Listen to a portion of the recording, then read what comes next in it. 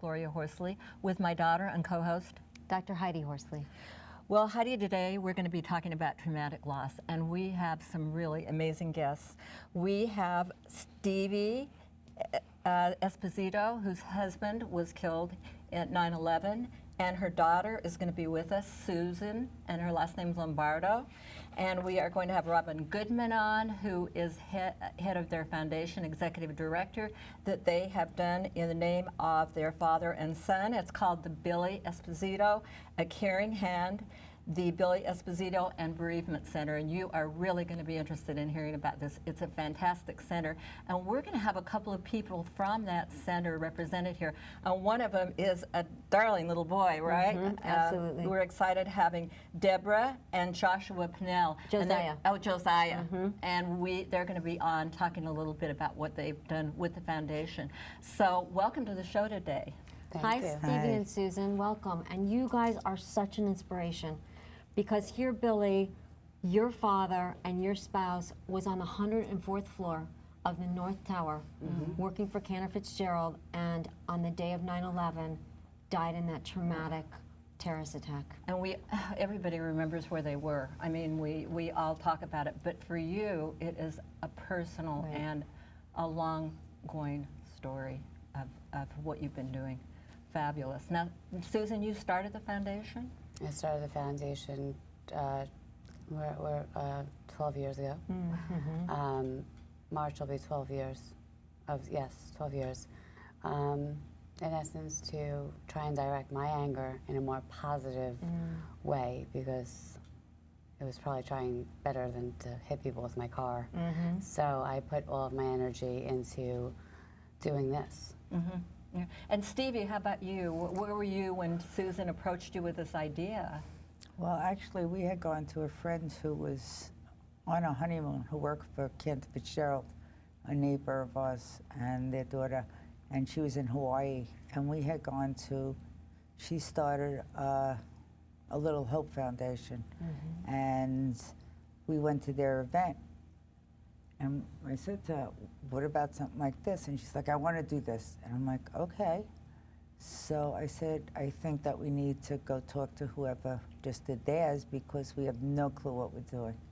So we got in touch with Powered by Professionals, and we had a relationship with Ken Grasso and Darren Port. And Edie Lutnick from Cantor really helped us a lot also. Like when we thought about doing this, she's like, am I crazy? You know, whatever. And Cantor actually gave money to anyone who wanted to start anything. How many people were killed at Cantor Fitzgerald? 658. 658. Oh my goodness. All of them. That is absolutely unbelievable. And Cantor was a type of place where a lot of people hired friends of friends, and so everybody kind of knew everybody of everybody. So it's like a big family. Yeah. And so they gave money to anyone that wanted to start organizations to help people heal after a loss. Yes. Yeah. Now, how long was it until you did this? Probably, it was, I believe, the summer. Maybe we did our first event March of 2003, and I came home from therapy one day and I said, we're going to start a foundation. Wow. And that was probably about a year. No, it was probably maybe May or June, and then we met with Powered by Professionals and had our first event March of 2003. Wow. And Susan, were you feeling like, you know, I've got to do something with this tragedy and I've got to be of service and honor my dad, or what were your thoughts It was around? doing something about my anger. It was honoring my father, who he was and what he stood for.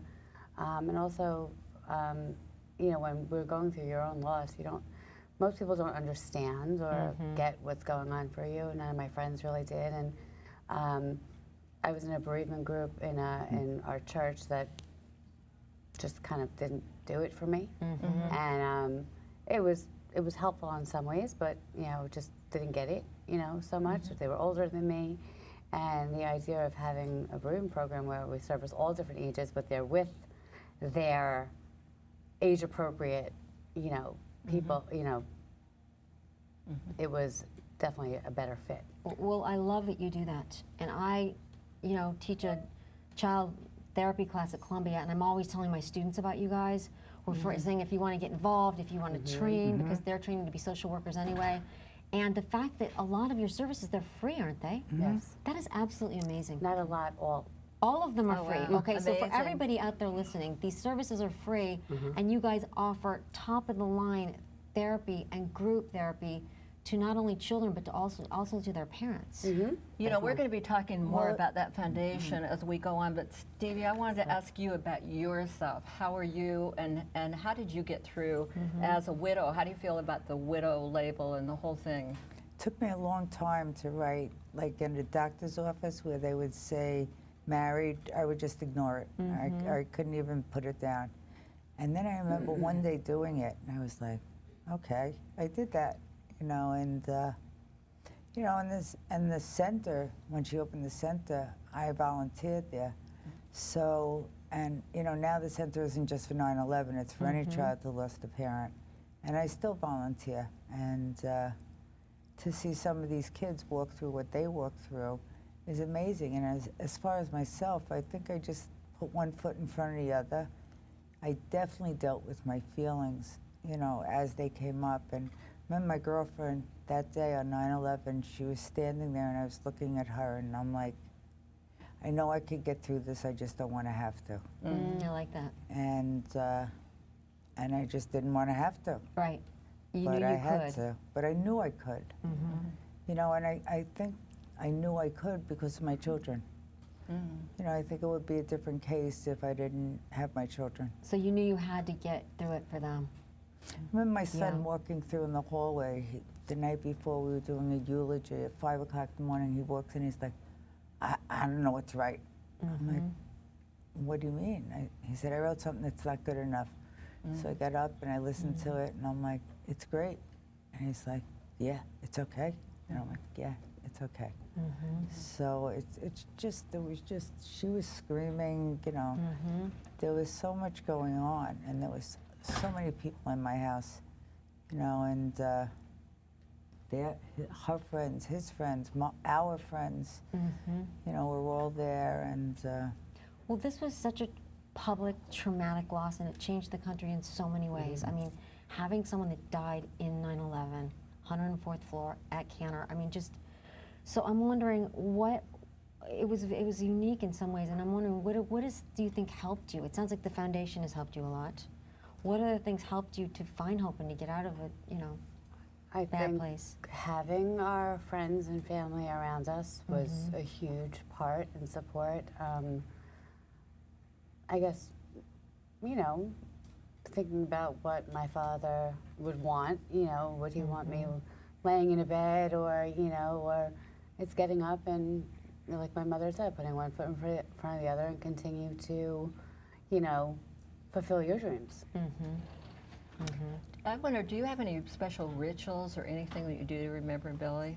Do you have any, Stevie? I know the holidays are coming. Is there anything special you'll be doing?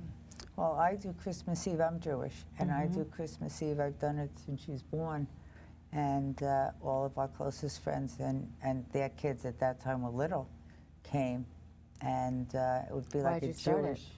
I started it because my husband really didn't have family.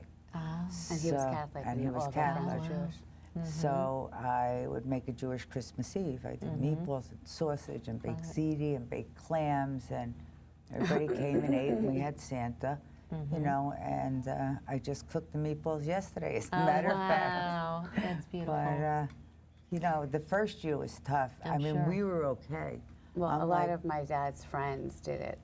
They, you One know, of them was helping. just buying everything and doing this and doing that, and she was almost not going to do it. And it's like, I said, you should we can't do not this? do it. And they're like, let's just do it. I'm like, okay. How do you not do it after all these years? I love it. How do we not do it and just I like do that. it? And Yeah, Susan, I well, like what that. an honor, the things that you've done for Billy too. And I want to congratulate you both and thank you so much for being on the show. And we're going to show a roll in now of the foundation. We're going to talk to Robin Goodman, and we're going to talk to a couple of people from the foundation. So thank you again, and thank you for making the world a better place. Thank Thank you. you for having us. Yes.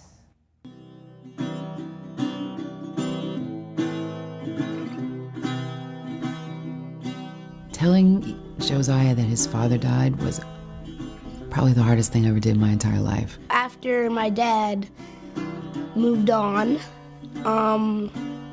You know, a lot of people would say crazy things. Now we're all gonna be very nice to Josiah now, right? And I'm just like, I was starting to feel like, oh my God, when I go back to school, what am I gonna do? I'm not gonna be able to handle that because I'm gonna, it's gonna be hard for me to talk about it. We usually don't talk about my dad because we don't want to cry. Staring at the sacred moon across the river. are you sad? And I'm like, I would be sad if you keep talking to me. And then he's like, so you're not sad?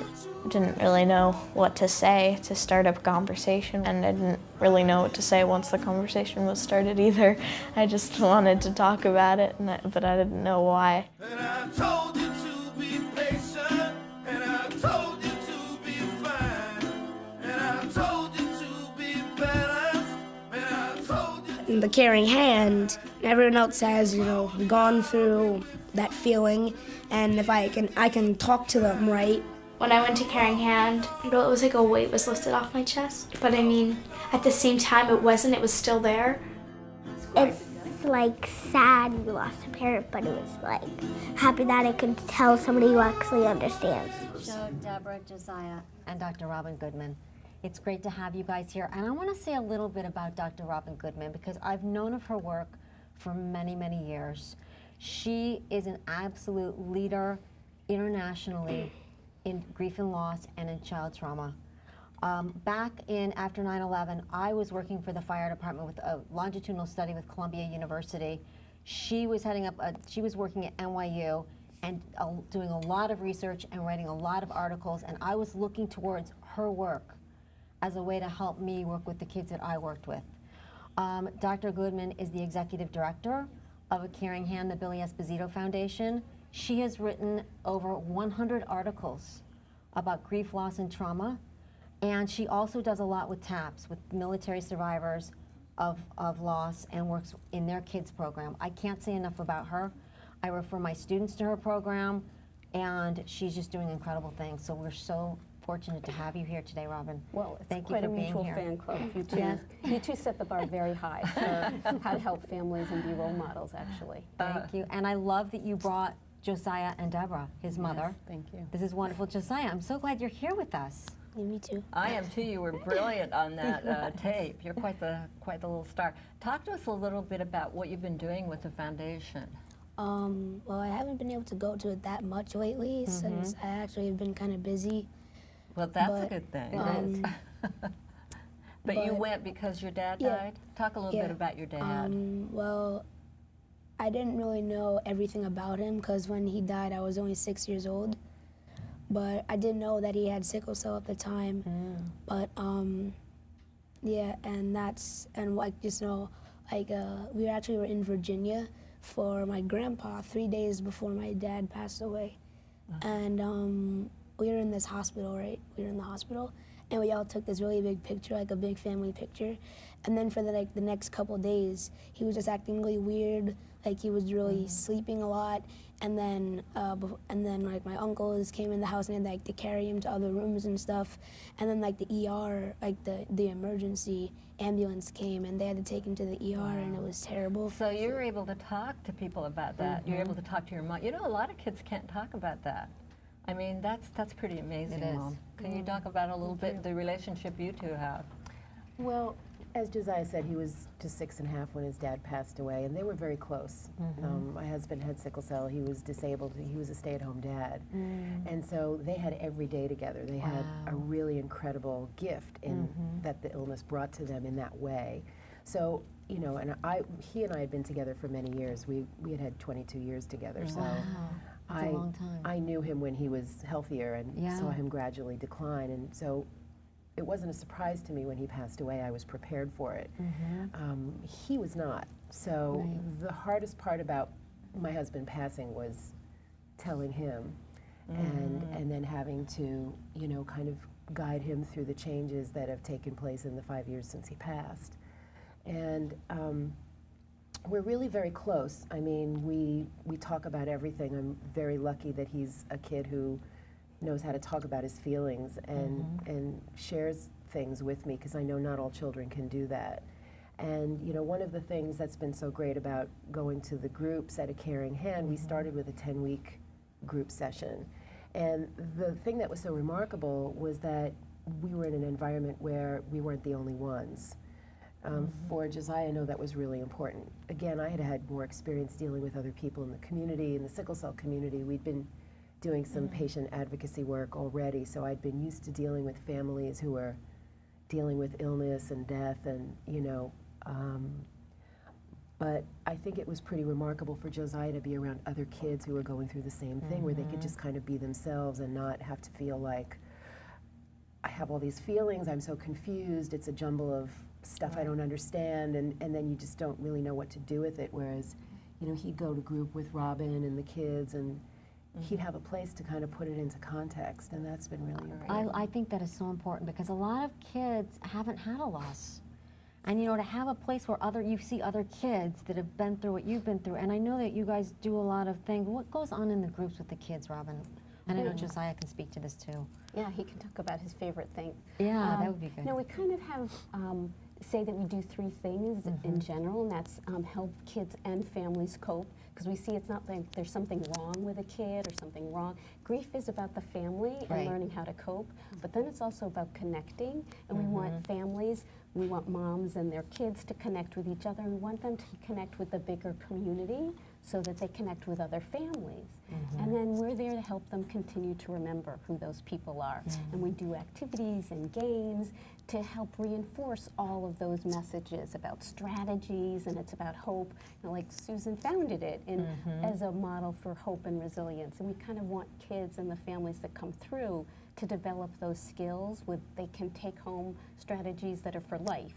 And then know that the people that they've been with are also people that now will kind of keep some of those memories and those people alive after they leave. Is there a safety factor connected with having a parent die? Will I be safe? Will my next parent be okay? What are some of the big issues for kids? Sure, I mean, some of it is, am I different? And right away it's like, see, you're like all these other kids, you're not different. And there's such a relief. It's like, oh, I get to just be a regular kid, not the kid in the class whose dad died. And then sometimes why we make sure that the parents are involved or the caregivers, sometimes it's a grandma or an uncle, whoever it is that's now taking care of the kids. We help them with what are the kinds of things that your kids are worried about. Am I okay? Are you going to be okay? What will happen to me? Do you understand my feelings? Can I talk to you? How are you going to deal with your feelings? So you're right, it's very important. Kids have all those questions, and we help them verbalize those questions and help the parents learn what those questions are and give them some ideas for answers. What are, say, a couple of warning signs for me if I'm watching the show that my kid does need to get some special help after the death of a parent? Now, some kids do great with lots of support around them, but other kids, maybe they're acting out in school, or maybe they're just not doing so well in school because they're distracted and have all of this on their mind.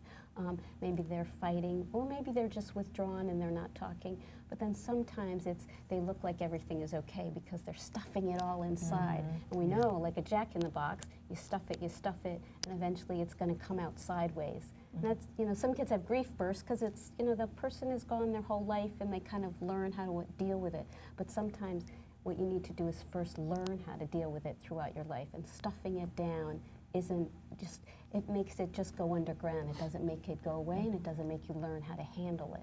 Go ahead. I was just going to say, I like that you're teaching the kids the coping skills through games. And there's a lot of fun, too, right? Yeah. Yes.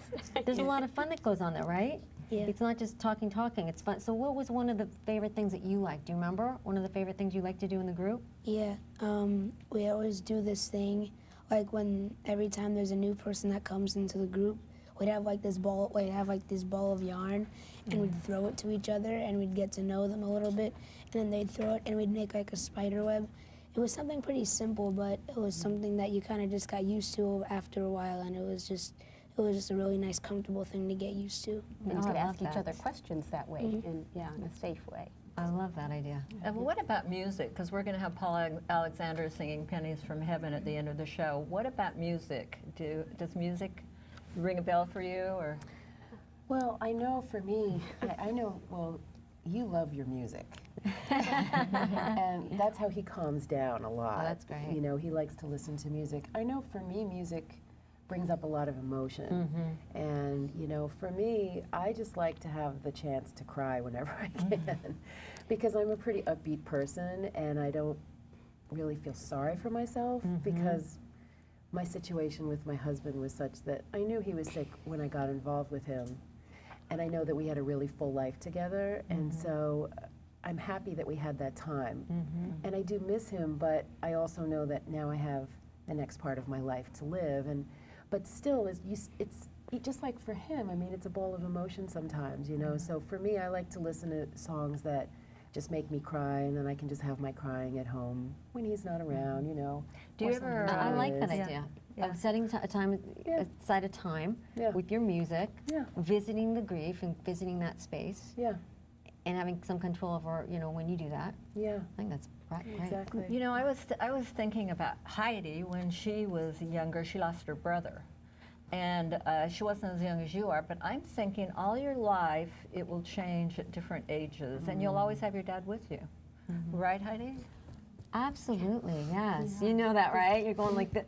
Because they are, and we think about, okay, what would they be saying right now if they were here? And what advice would they be giving us? And we do listen to that and think about them.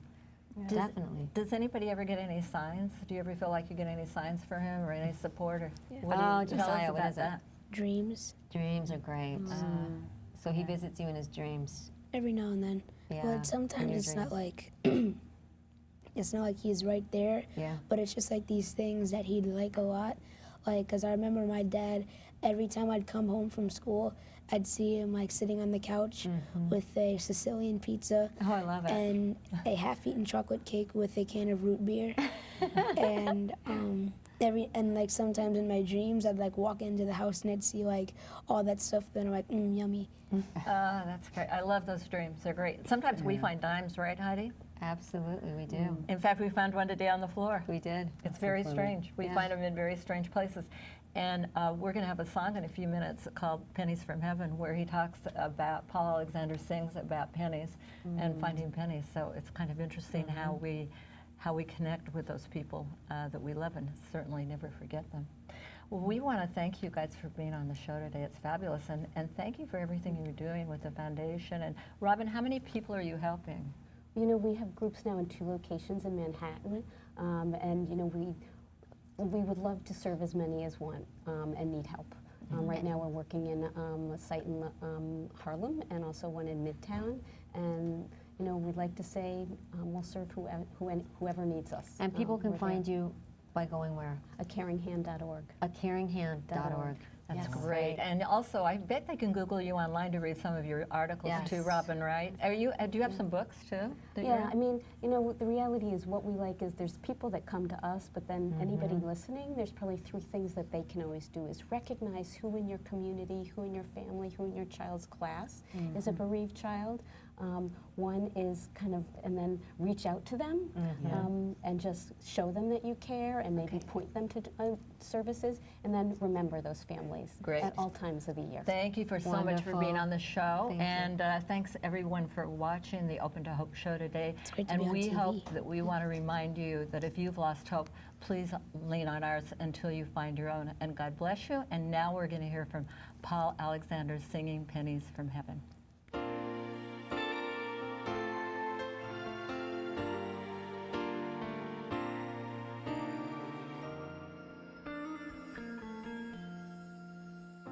As my mom got older, we'd walk around the block, shoulder to shoulder. Sometimes we'd talk, and I knew this day would be a sweet memory for me. I recall her more and more now that she's gone. Every now and then, something catch your eye, lying in the grass or by the road's curbside. And and she'd simply nod her head or point so I would bend to save this Lincoln friend in a jar. Pennies from heaven, pennies from heaven, Mom would say. Someone's smiling on us today, so pick it up, make a wish, say a prayer. Pennies from heaven, riches come in counting blessings, one by one. Never forget, you are loved.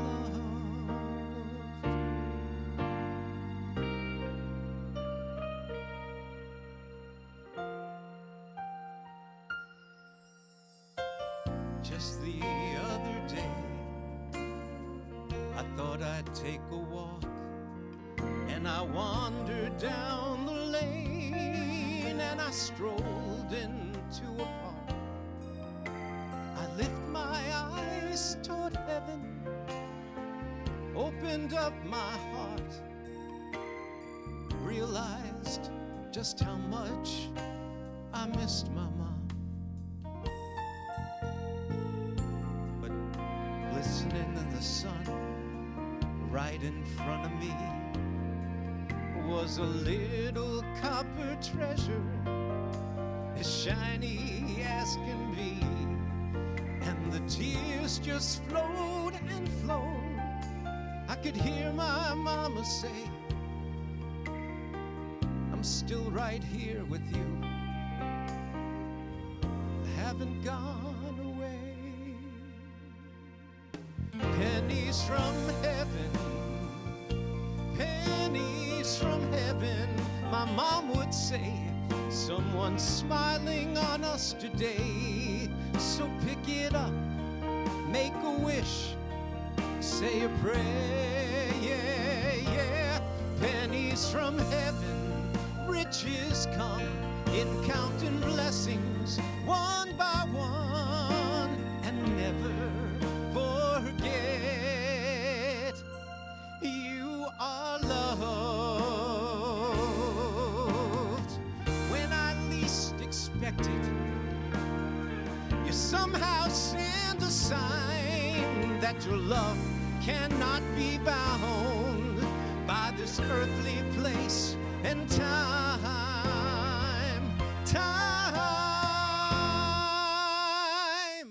Pennies from heaven, pennies from heaven, my mom would say. Someone's smiling on us today, so pick it up, make a wish, and say a prayer, yeah, yeah, yeah. Pennies from heaven, riches come in counting blessings, one by one. Never forget, you are loved.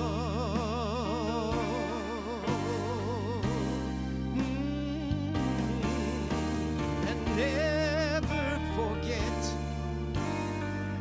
my son, you are loved.